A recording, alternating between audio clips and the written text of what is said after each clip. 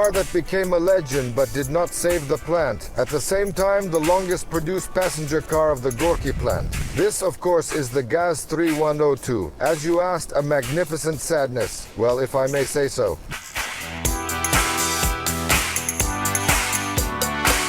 Like all promising Soviet models of the late 70s, the GAZ 3102 suffered from underhanded party games and politics. But this is a separate story, and today is not about that, but about the real successor of GAZ 24.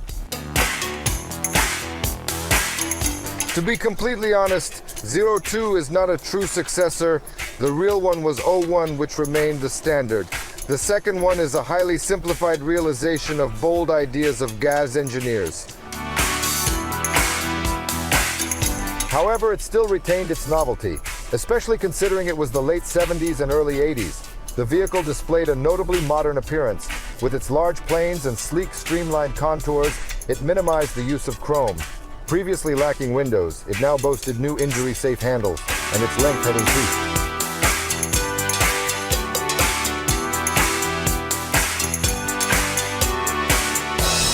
But the continuity is evident. We look at it and realize that it is a Volga, or we know it's a Volga. It doesn't matter. Whale whiskers on the grille, chrome bumper with a wide overlay, headlight washers.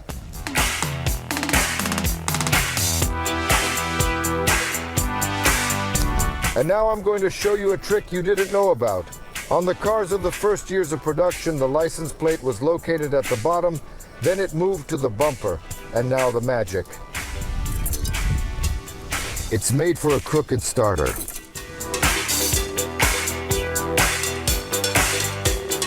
And the headlights themselves are new, practical, illuminate the road much better. Rear lights also meet world standards. As I have already said, chrome is minimal, molding on the sills and overlays with a deer's head on the ventilation. The trunk has been completely redesigned with a new rear end. The tank has been moved behind the seat back. Additionally, the spare tire is now situated in a recess under the mat. However, the impressive volume remains unchanged.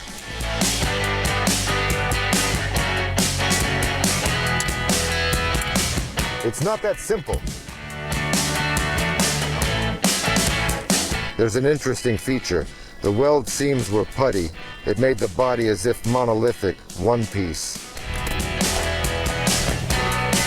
The 31st Volga was called Director's Volga, a general, a plant director. Anything higher in rank was a Xylus and seagulls. No, in the back seat it's just delightful.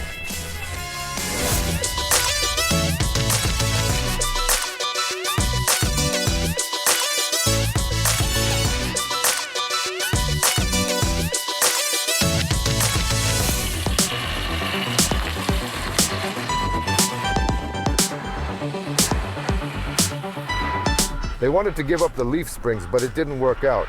Maybe it's for the best. The smoothness on Soviet roads, which were not famous for pavement, was good. Besides, they'd made the 3102 a bit longer, and the wheels were set a little wider.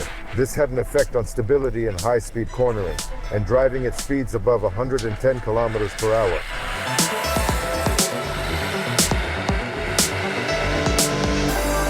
I remember in the early 80s, when Vanya was little with a curly head, I used to ride on the Zavidovsky minibus. It just so happened, that's how things worked out.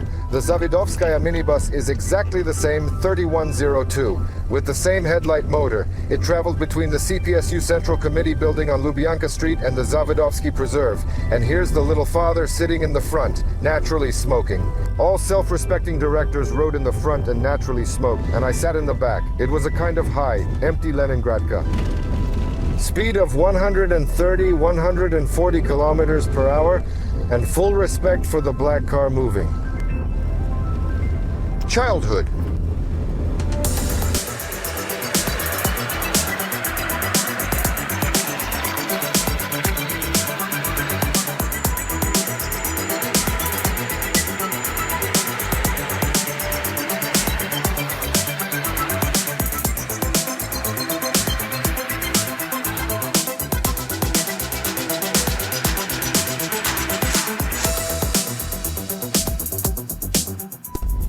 But the most important thing, in my opinion, is under the hood. It's the engine. Its development began in the 50s for models GAZ 51 and 21st Volga, but then for some reason it was abandoned, and for the 31st they revived it again.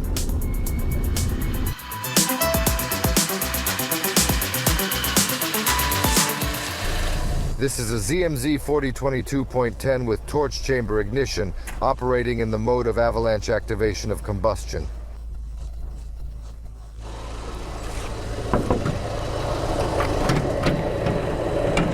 Motor features: 12-valve cylinder head and 3-chamber carburetor CAZ 156. How does it work? 8 valves work as on a conventional engine, 4 valves only on the intake. So there's 3 valves for each pot. There's kind of an extra nuance to the carburetor too. It's double acting too. The point is simple. The main thing is not to get confused. In the main chamber, a depleted mixture is formed. Little fuel, a lot of oxygen. The secondary chamber produces a rich mixture. Lots of fuel, little oxygen. In the rich chamber, a candle is lit, ignited, and through special nozzles, a torch of fire ignites the chamber with a depleted mixture. And the whole thing burns down with virtually no residue. Well, I hope you understand.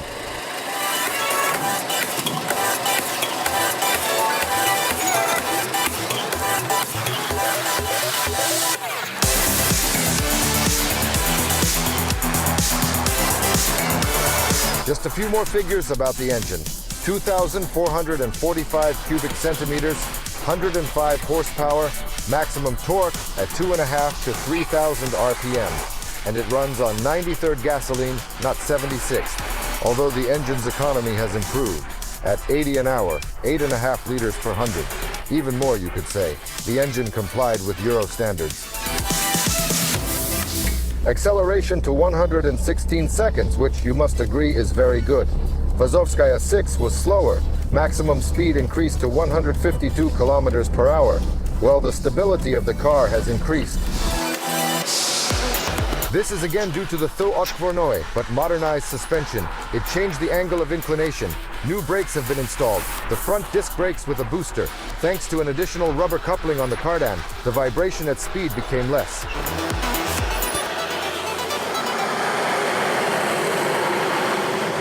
I didn't tell you about the interior. Look, it's an 83 car. It's early. Everything here is original. Orthopedic seats, trauma-safe plastics. By the way, pay attention to the left-hand gauges. They're from a seagull. The thing is that the car is from the 83rd and the gauges are from the 81st. This means that the gauges are earlier than the 3102.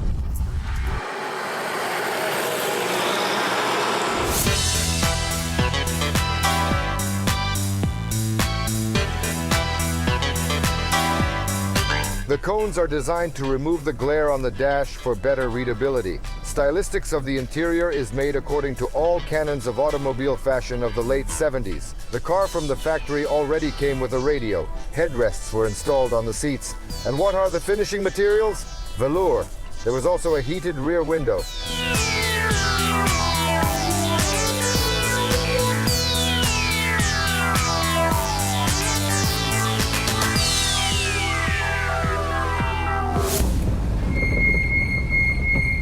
Yeah, like the sound. And that's because it's got pads. Made on USSR. Well, the owner is trying to do everything in this car. Feng shui.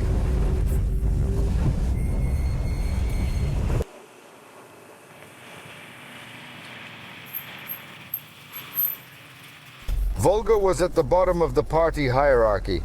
If the government Zilas used wood in the interior trim, in Seagull's laminate, then here it is just a sticker under wood. But still it adds a certain charm. Volga is true to tradition. The switches are pull-out, not push buttons. In the Soviet Union, everybody smoked. There was an ashtray with a cigarette lighter. Here's even a set of expensive American cigarettes. The glove compartment is also completed by the owner, so normal. Deflectors. Beautiful. Soft, adjustable steering column. But not in this car.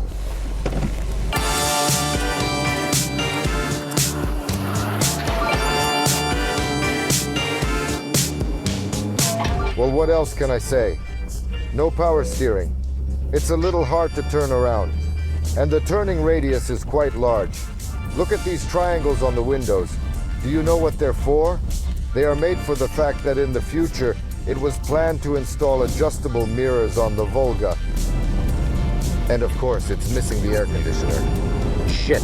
I had it in the Seagulls, but they didn't put it here.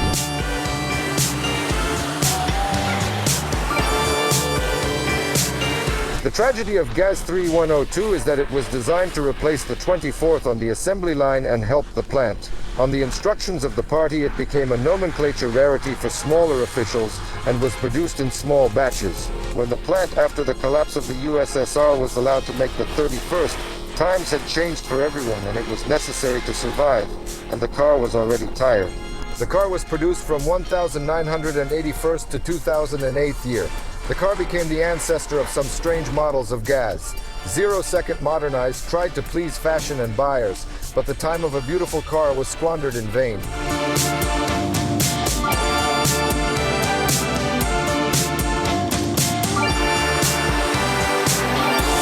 GAZ 3102. We call it the 31st Volga. The new generation calls it 02. But in my opinion, it doesn't matter. I believe that it could have become one of the best passenger cars of the USSR, but history has ordered otherwise.